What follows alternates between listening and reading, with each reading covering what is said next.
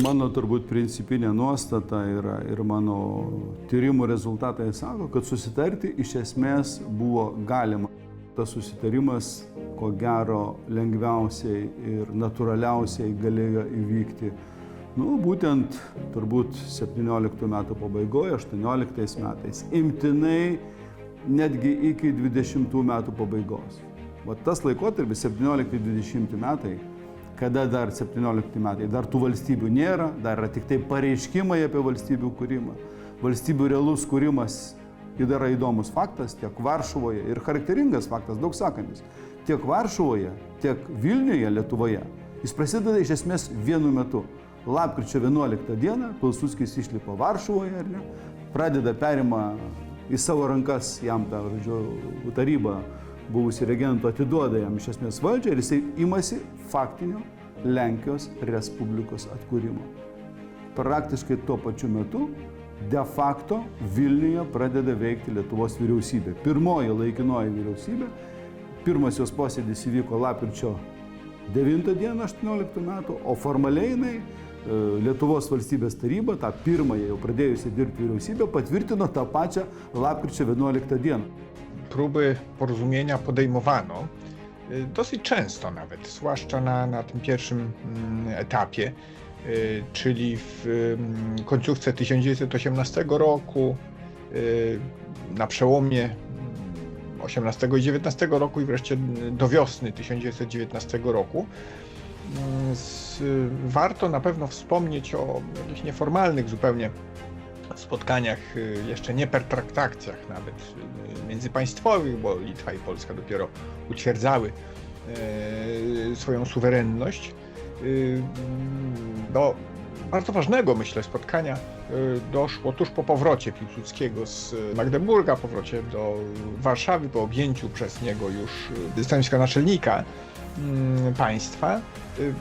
Przyjął wówczas, to był chyba początek grudnia, o ile pamiętam, Piłsudski delegację Litwinów. To byli Litwini mieszkający na ziemiach polskich, bo ciężko było mówić jeszcze o państwie polskim. Piłsudski powiedział wówczas, że cieszy się z tego, iż Litwa sięga po niepodległość, po niezależność, ale zdaje się, użył takiego sformułowania, zdaje się, że będzie państwowo z Polską związana. I to nie był nawet wyraz jakiejś zasadniczej koncepcji. Ona się dopiero rodziła, wybrzmiewała, tak naprawdę klarowała. Natomiast bardziej chyba odzwierciedlało to przekonanie Piłsudskiego o tym, że związek Litwy z Polską jest po prostu naturalny. Tak naturalny, że o tym się nie dyskutuje.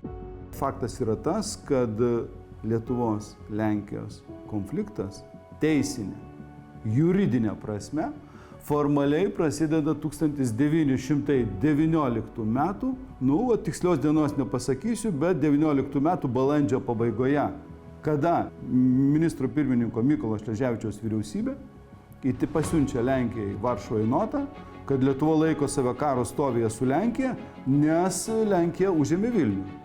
Žiūrėjau, karas tarp Lietuvos ir Lenkijos prasideda Lietuvos ir Lenkijos kariuomenėms net nesusitikus, nes 19 metų balandžio mėnesį Pilsudskio legionai iš Vilniaus išmušė ne lietuvius, išmušė bolševikus. Tuo pačiu metu, truputėlį vėliau, iš Kauno yra išsiunčiama į Varšuvą pirma diplomatinė daktaro Jurgio Šaulio misija. Jurgis Šaulys yra toksai, sakykime, jis politinės pažiūros yra, turbūt galima taip sakyti, konservatyvus liberalas, vertinant pagal šiandieninę gradaciją. Šiaip jis jokioms partijoms niekada nepriklausė. Diplomatinė misija, kaip mes žinome, pirma, nepavyko, nepasisekė. Mano supratimu, kodėl jinai nepasisekė, vėlgi ten galima iškart labai daug priežasčių, bet ko gero, jeigu Šaulio misijos metu būtų nuosaikiau elgusios Lenkijos politinės jėgos tam tikras, būtų buvęs mažesnis spaudimas, politinis spaudimas valstybės viršininkui Pilsudskiui, labai gali būti, kad tuo metu būtų buvęs kažkoks rastas kompromisas. Kas čia kaltas? Turbūt kaltas yra 20 amžiaus pradžios tas bendra politinė ideologija, nacionalizmas. Jisai ir sukuria labai taip kalbant apibendrintai, va ta tokia didžiulė priešprieša, kur nebematoma galimybės susitarti. Arba jeigu ir mato tą galimybę susitarti, dalis žmonių, dalis politikos veikėjų ir panašiai, jie suprantat, jie nėra laisvi veikti. Jie yra priklausomi nuo tos minios, kur yra sužavėta, žodžiu, tų nacionalizmų, lenkiškojo arba lietuviškojo. Ir tas nacionalizmas daro spaudimą ir tie lyderiai, kurie tuo metu veikia, ar tai būtų Dmovskis, ar tai būtų Pilsudskis, ar tai būtų Smetona, ar tai būtų Šleževičius ar Valdemaras, jie visą laiką, kad ir veikdami ir matydami, ką čia reikėtų daryti, bet jeigu tau spaudimas yra, visą laiką turi žvilgčioti per petį, kad jie prisitaikytų ir išliktų pirmi. Do Warszawy przyjechał Jurgis Šaulis, wysłannik Taryby, sygnatariusz aktu niepodległości. Podejmował rozmowy z polskimi politykami, spotkał się z premierem Paderewskim, także z Piłsudskim. Przy czym widać było, że absolutnie, o ile Šaulis domagał się przede wszystkim uznania niepodległości, uznania suwerenności nad Wilnem litewskiej, to ze strony Polaków sprawę, widać było, Piłsudski traktował w sposób priorytetowy przede wszystkim kwestię ewentualnego związku państwowego, natomiast ze strony polityków prawicowych Šaulis słyszał wprost, iż Litwa musi zrezygnować z tej, nazwijmy to, polskiej części Litwy, czyli choćby z Wilna, bo tam są Polacy po prostu. Nic dziwnego, że misja Šaulisa nie skończyła się powodzeniem. Šaulys išvažiavo su kokia misija? Pagrindinė misija į Varšuvą išvažiavo su vienu paprasta misija, kad Lenkija pripažintų Lietuvos valstybingumą formaliai, oficialiai, de facto ir de jure. Šaulys pravažiavo tuščias, absoliučiai. Lenkija nepadarė nei de facto, apie de jure iš viso kalbos nebuvo, nes Lenkija sakė irgi, ta prasme, mes nežinom, kur baigėsi Lenkija, o be to jie turėjo argumentą. Geležinį argumentą, kuris buvo padėtas ant stalo. Didžioji dalis pietryčių Lietuvos gyventojų, ar didžioji, kas dabar pasakys, bet bent jau Vilniaus tai tikrai didžioji dalis, nes Lenkai sudaro apie 40-45%, ant antrą maždaug žydai tiek sudaro, lietuviai ten kažkaip Baltarusiai, labai smulkus ten procentai, jie nori gyventi Lenkijoje.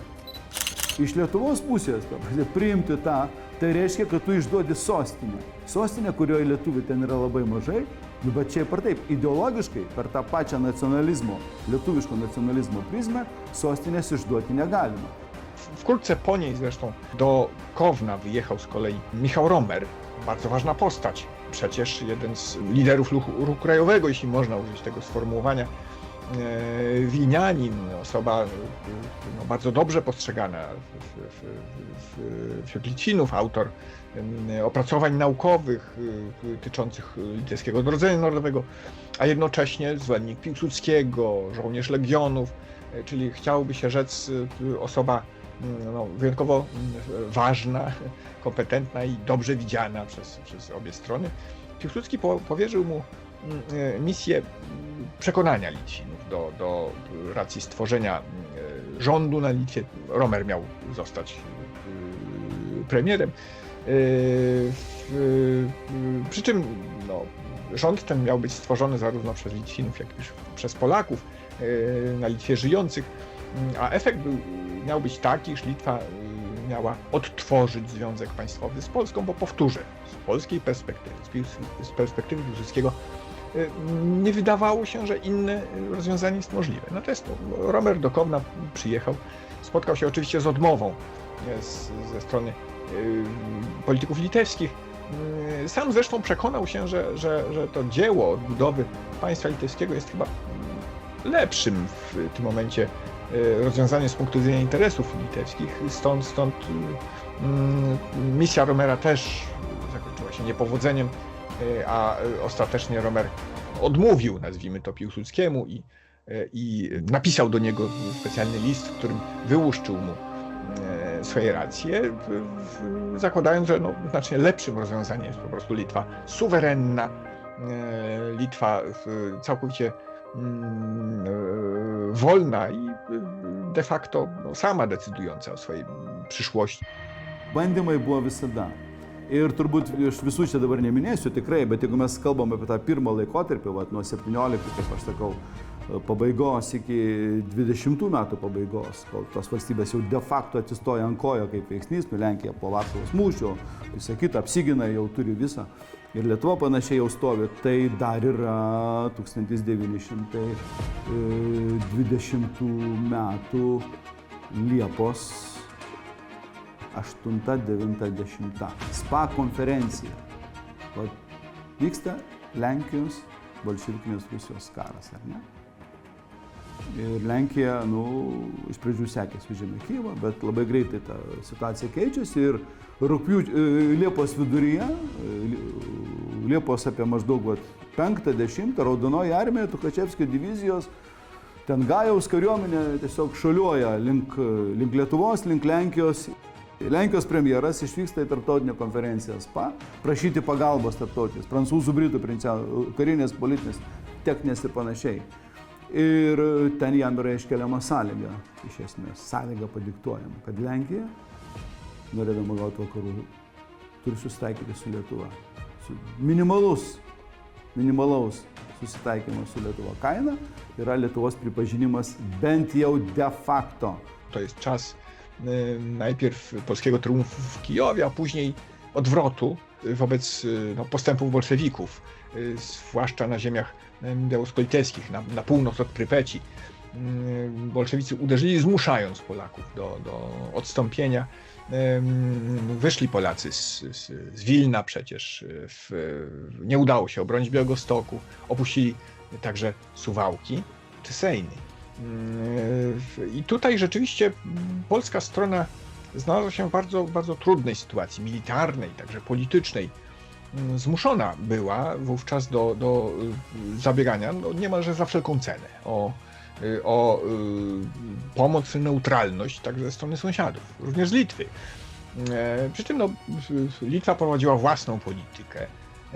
Uznali wówczas liderzy litewscy, że warto przyjąć ofertę bolszewicką.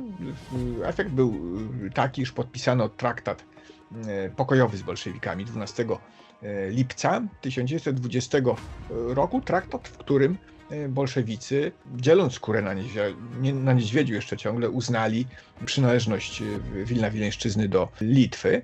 Po bolševikų atmušimo, po to karo prasideda kas? Prasideda derybos Suvalkuose. Suvalkų derybos, sakyčiau, vėl tarpininkaujant, ten tautų sąjungai, toms didžiosiams valstybėms, karinės misijos ir panašiai. Tiesą sakant, irgi buvo šansas susitarti. Bet susitarti nepavyko greičiausiai dėl vienos paprastos priežasties, vėlgi. Nors įdomu yra tai, kad 20 metų rugsėjo pabaigoje, spalio pradžioje, kai vyksta tos derybos Suvalkuose, Lietuva jau turi sutartį su Sovietų sąjunga, kuriame yra nubrėžta Lietuvos pietrytinė siena. Gana taip gerai nubrėžta, su Gardinu ir su Lyda, didelės teritorijos, ta Lietuva jau tokia gana didelė tapusi, bet tose darybose, vėlgi, žodžiu, tas pats turbūt, manyčiau, nacionalizmas. Lietuva iš pradžių bando ginti tą 20 metų Liepos 12 dienos Lietuvos Sovietų Rusijos taikos sutartim nubrėžtą sieną. Bet Lenkijos delegacija kategoriškai atmeta tokias galimybės, Gardiną ir Lydą pripažinti, žodžiu, kad tai yra Lietuva, kuri iš esmės ten lietuvių beveik kaip ir nėra, ten gal yra kelios dešimtis ar kelios šimtinės Gardine, Lydoj tai gal dar mažiau, aš tiesiog nežinau, nors ten žydai išreiškia paramą Lietuvai, bet jau tiek to, ir tada Lietuva pradeda lyg ir atsitraukti nuo tos sienos. Bando pradėti derybas, kad jie iš sovietų išsiderėtą teritoriją galėtų pripažinti esant Lenkijos valstybės dalimi su ta sąlyga, kad Lenkija pripažins patį Vilnių esant Lietuvos valstybės dalimi. Žodžiu, lietuviai Maskvoje norėjo gana daug, derybose, žodžiu, su Lenkais, Suvalkuose jau atsitraukė gerokai, ženkliai atsitraukė, praktiškai apsiribojo tik tai Vilniumi. Ir tiesą sakant, tai buvo vėlgi gana rimta galimybė susitarti, bet vėlgi kilo tas pats principinis klausimas. Vilniaus miesto ir artimiausių čia apylinkių klausimas. Vilniaus klausimas, derybose iš derybų protokolo aiškiai yra matoma, kad Vilniaus klausimas turėjo būti paliktas atviras, nes šitai buvo teisybė paliaubų sutartis, kuri nesprendė teritorinių klausimų, nors Lietuva norėjo ne paliaubų sutarties ir bandyta vesti derybas ne dėl paliaubų sutarties, dėl taikos sutarties, Bet rezultatas buvo paliaubų sutartis. Bet problema dar yra ta, kad ir ta paliaubų sutartis liko nerealizuota, nes jinai turėjo įsigalioti, kada tenai spalio 10-12 valandą, o spalio 9 dar prieš ją įsigaliojant prasidėjo šita akcja į Vilnių. Polskie pomysły na związki z Litwą też nie były jednolite. Oprócz tak zwanej koncepcji federacyjnej, ona była, z dzisiejszej perspektywy to widać, miała charakter pewnej utopii politycznej, szans na realizację poważniejszych nie miała, aczkolwiek z polskiej strony zakładano, że jeśli już jakikolwiek związek państwowy, mniej lub bardziej ścisły miałby powstać, to na pewno Litwa się w nim znajdzie z powodów właśnie historycznych czy politycznych. Uznawano przecież również, że choćby z powodu zagrożenia bolszewickiego czy zagrożenia niemieckiego gdzieś tam w przyszłości Litwa i Polska skazane będą na kooperację. Zakładano, że litewskie warstwy polityczne, tarybiarze, jakich nazywano wówczas w Polsce, rozumują logicznie, prędzej czy później ten oczywisty fakt pojmą. Toliau Pilsudskis grįžai čia tą patį žaidimą. Jisgi neskelbė, kad čia yra Lenkija. Ne. Jie ką sukūrė? Jie sukūrė Litvą Šratkovą, ne Polską Šratkovą. Va čia yra turbūt tas labai rimtas momentas, kada galimybė susitarti. Nes ir Pilsudskis netraktuoja, kad čia yra Lenkija, čia yra Litva, bet Šratkova. O čia yra toliau, žodžiu, šiaurinė Kovenska ir dar toliau ten turėjo būti rytų, kaip Minskas, žodžiu. Tai va čia yra vidurio ta Lietuva ir čia galim Vilnius kaip vidurio Lietuva, kaip tas visas konceptas jam atrodė labai priimtinas. Jis tokiu būdu matė tokią didelę Lenkiją, kaip ir tam tikroje unijoje, sąjungoje su Lietuva, o ta Lietuva jau apima ir tos žodžiu, didelę dalį baltarusiškų teritorijų. Ir jam atrodė, kad toks...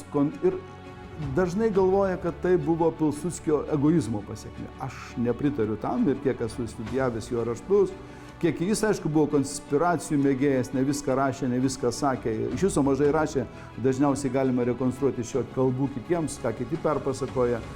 Bet man atrodo, ta prasme, jis tokiu būdu įsivaizduoja, kad jisai sukurs didelę, galingą Lenkiją kaip trečią jėgą tarp vakarų Europos, tarp Vokietijos iš esmės ir rytų Europos, Rusijos. Wydaje mi się, że o ile konflikt w takim kształcie wybrzmiał, nieunikniony, co dużo mówić, to tak bardzo różniono się w interpretacji